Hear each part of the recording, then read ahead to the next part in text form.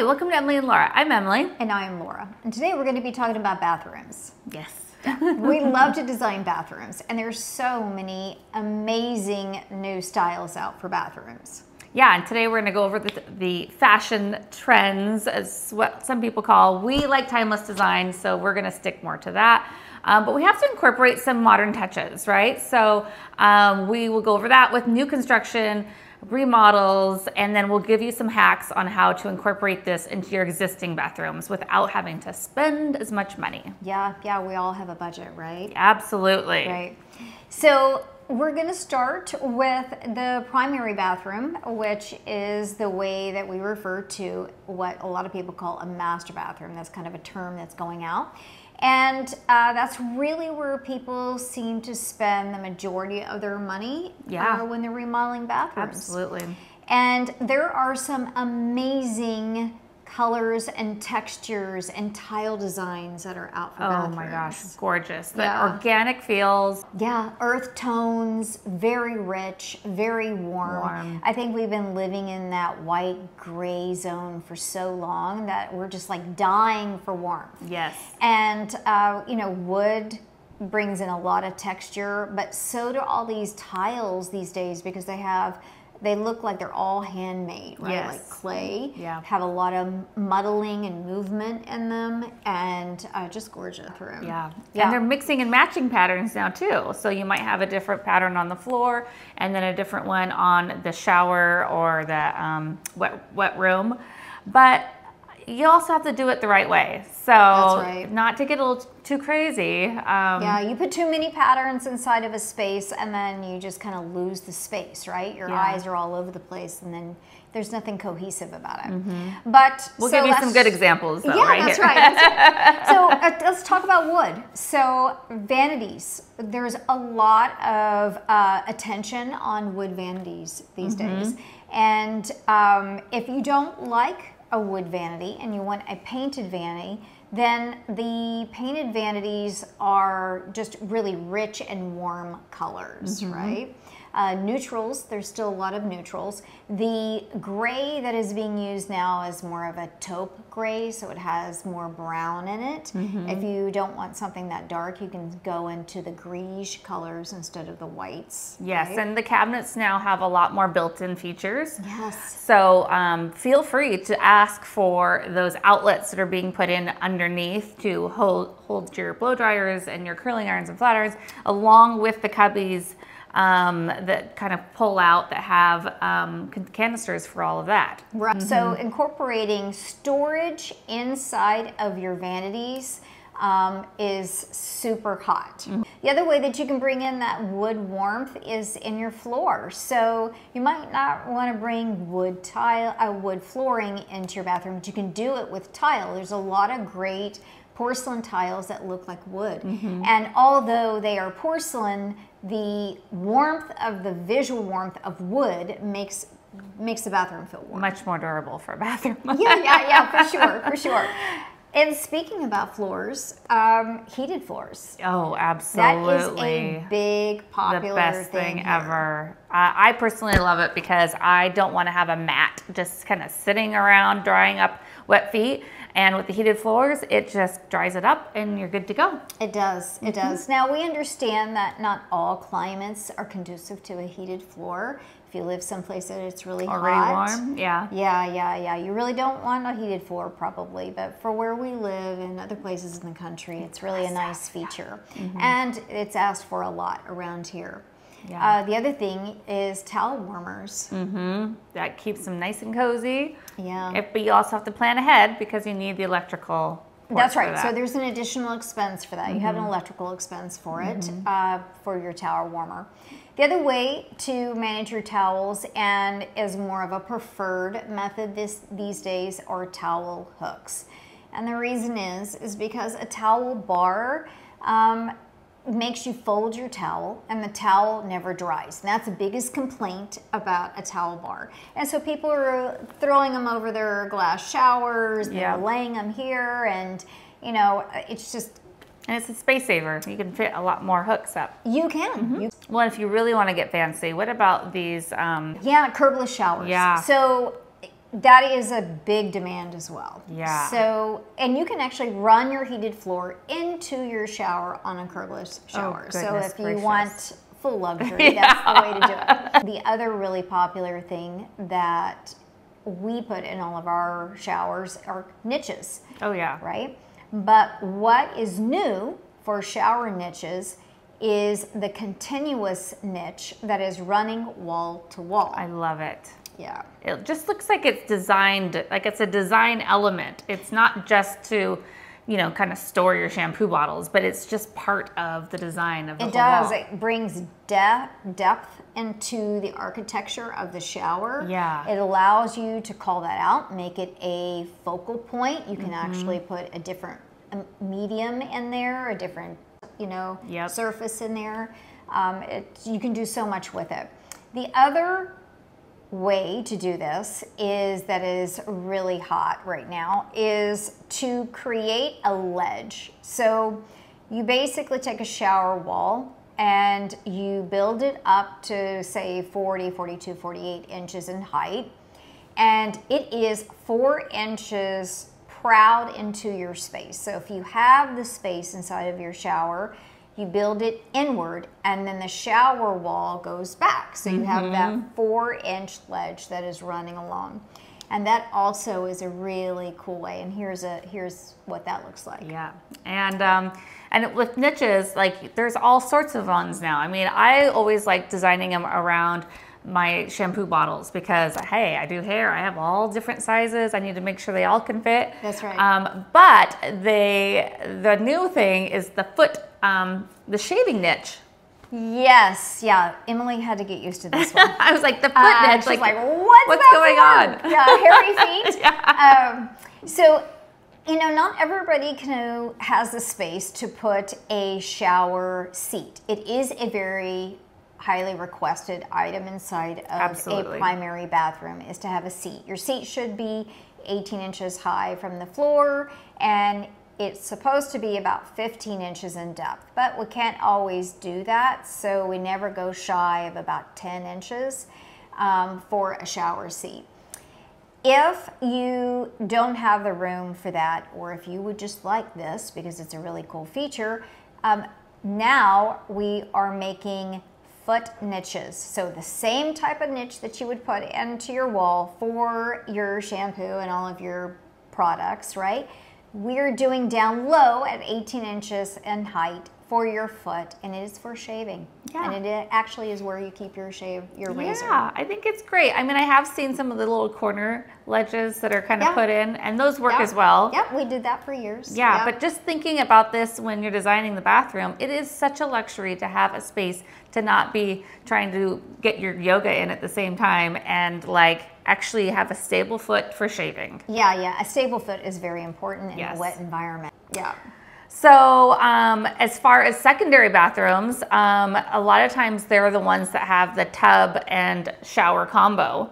And the way that they're really updating this right now is to put the tile or whatever's on the back of the wall along the front of the tub. Yes. And I'm loving this. I am too. It does so much for the space. Makes it feel very custom, right?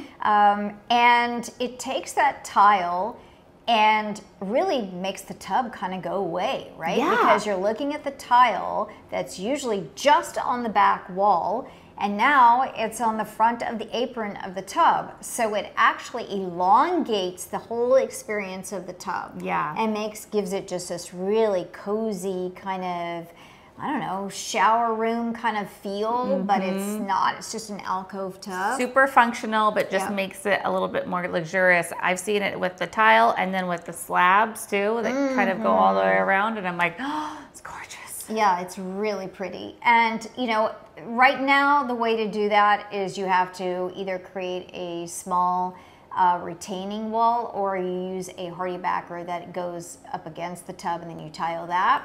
I think before too long there's actually going to be tubs that are going to come out that you're going to actually be able to tile up against. Yeah. So that's where this is going, but right now you kind of have to work that out. Yeah, and you definitely need niches in there too. So don't forget your niches. You can take them wall to wall.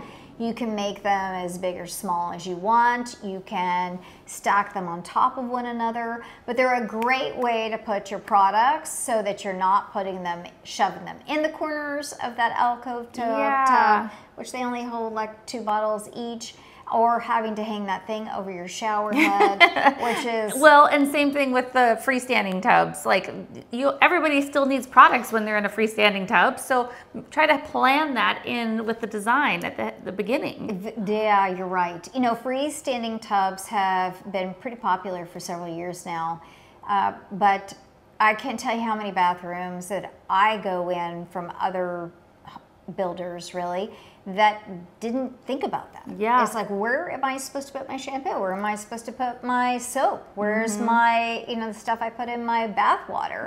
Where is that supposed to go? Yeah. So it really needs to be behind the tub, and that is either in a wall niche, just like you would do in your shower, right? Or it on a ledge, which is the same concept that we were saying in the shower, only now it's in the tub, and it's about the height of the tub. Yeah. Your tubs are about 24 inches in height, so it's going to be about 26 inches in height, and you can actually use it as a tub deck faucet, where you can put your faucet as well if you want to. Yeah, there's nothing worse than having to reach out too far for product. Yeah. And Get out get of the all water. cold. Oh, yes. Again, with the secondary bathrooms, a lot of times they're small, square footage. And you kind of feel maybe awkward in certain, if you're sharing it with anyone with the toilet situation. How are some ways we can hide the toilet? Yeah, that's a really good question. So, yeah, it is kind of awkward, right? I mean, here you are, 2 people using a bathroom, and the toilet's just like right there. Yeah. Right? So, a great way to do that is to partition it off, right? And there's only really a couple ways to do that when you have vanity, toilet, and tub kind of setup. And you can put in, if you have the space and it's not taking away from your vanity, you need 36 inches for your toilet to the vanity to the tub. So if you have the extra inches, you can put in a wall, which is 4 inches in width, right? So you can put that wall there. You can actually, if you have a lot of room, you could actually use a vertical height cabinet to separate the space. So that could be your linen cabinet. You can do that as small as 15 inches wide to as big as you can fit inside your bathroom. And then you could also put a partition that is made either out of glass or a resin type of material, right? So glass would be the same thing that you would use like on your shower. It would go floor to ceiling, and it would run in a channel, and it could be with privacy. So you can have it etched so that you can't see, but you're still getting light filtering through it, which is really nice, which a wall does not provide. Yes. The other thing that you can use is a resin product. We use a product here in our area that's called Lumicore because they're actually local. And so that's a really popular one here. 3M makes a product as well. And it's just a resin material, comes in different patterns, comes in different colors. It's beautiful. It's thin, so you don't have the thickness of a wall, so if you don't have that space. And also, it would be floor to ceiling, and it runs through a channel as well. Perfect. Yeah. Yeah, so that's a great way to do that. So many good ideas. Yeah. A lot of the trends right now that we've seen are sconces or other lighting. I would say sconces are pretty timeless still, so yes, it's a safe bet to stick with. Yep. But if you really are trying to modernize a space, it'd be fun just to throw in some pendant lighting too. Yeah, drop pendants. So that is really a cool feature. I love those drop pendants. So they're just pendants on either side of your mirror. So if you have 2 sinks, there could be 3, right? One on each end and one in the middle. And they just drop from the ceiling, just like you would do any pendant. And you can get them to accommodate the lighting that you need. You probably still need to put some overhead can lighting in that situation, but It's super cool look. You see it a lot in more modern or organic type of bathroom environments. The sconces aren't going anywhere. No. Wall sconces have been around forever. I've been doing them in design for years. They've just become a lot more popular. Yes. And I love them, and here's the reason why. Is that first, you can accommodate a much taller mirror, right?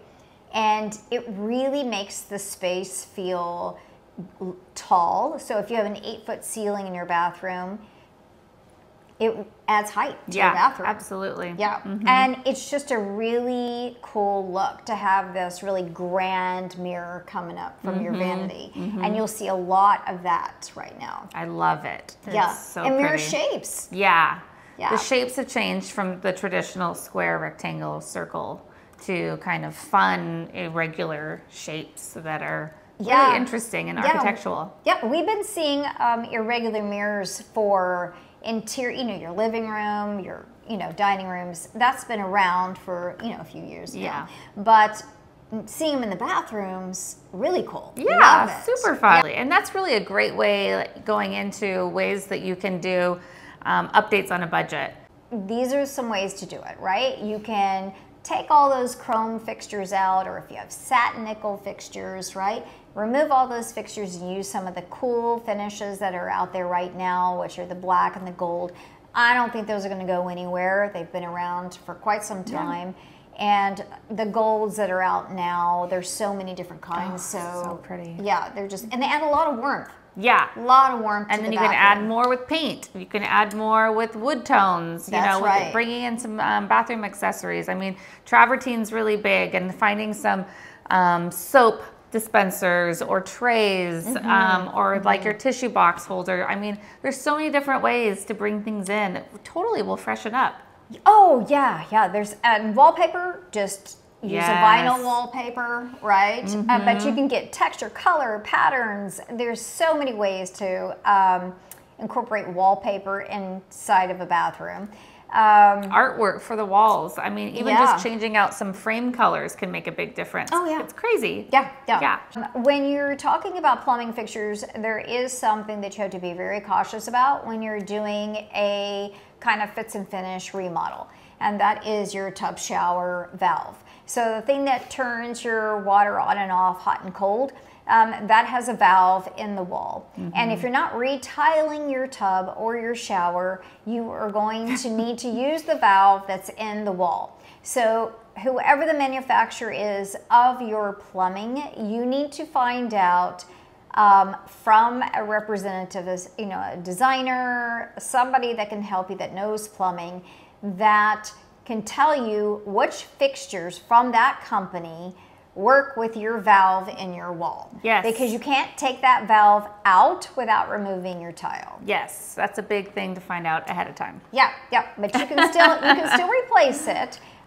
Sometimes you might have, if there is a faucet that you like for your lavatory, but you don't really like the one that, or you can't do the one in the tub because of the valve situation. This is where you can mix and match your finishes, right? Yeah. It allows you to do that these days. It's very acceptable to take different finishes and mix them inside of your space. I think that there is so many ways that you can update your bathroom and know that what you're doing today will last you for years to come. And that is really what's important for Emily and I. Absolutely. Is to make sure that we're helping you do things to your home that are timeless. Your money, you work hard for your money, you want to know that it's going to last you for a long time. Yeah, so feel free to leave us a comment if you have a question or you just want to give us your opinion on all of this. We'd love to hear from you. It's all very interesting, and we're here to help. Yeah, thanks a lot. Thank you.